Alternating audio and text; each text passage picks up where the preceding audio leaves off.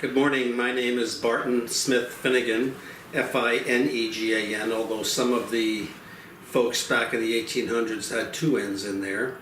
And I'm an amateur at all this, but I have done some work trying to track down the Finnegan family. And some of what I found is kind of interesting. I determined that the Finnegan brothers, and there was several of them, came over around 1850. And they settled up near Plattsburgh, New York in Beekmantown.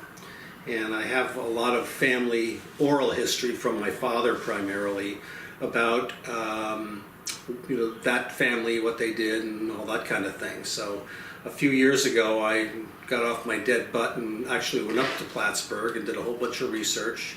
And much to my surprise, I was able to find the Edward Finnegan farm, and Edward Finnegan is my great-great-great-grandfather. And I found the farm, and the people who owned it still have all the land that my grandfather had, and they're still farming it. So it was kind of interesting to go into the house and walk on the grounds where my great-great-great-grandfather lived. In any event, he sold the farm to Patrick Finnegan, who was my great-grandfather.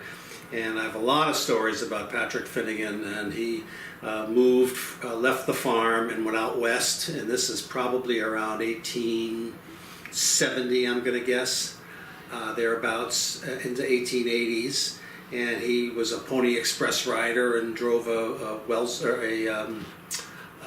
Fargo wagon across the country, and then worked in a lumber mill out in near Chico, California. And while he was in Chico, he met up with Annie McCoy, who turned out to be my great-grandmother. And they got married out there and ended up coming back. And there's all sorts of stories, oral history stories about them coming back, and my grandfather getting fleeced for his money in a card game and all that sort of thing. But they ended up coming back and went back to the farm up in Beekmantown, and my great-grandfather ran the farm. And one of his sons was James Emmet Finnegan, who was my grandfather, who never had much education, was sort of self-taught, ended up being a local school teacher up in Beekmantown, and got a job as a guard.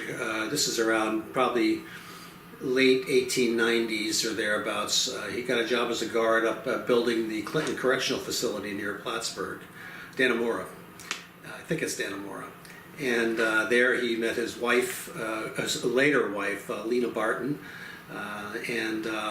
But she wouldn't marry him because he didn't have a college degree. And so, again, he was uneducated, really, self-educated. So he somehow got into Union College in Schenectady with a bunch of requirements that he do extra work to get caught up. And he ended up graduating Phi Beta Kappa. Went to law school, became a judge, ran for some public offices in Brooklyn because he moved down to Brooklyn.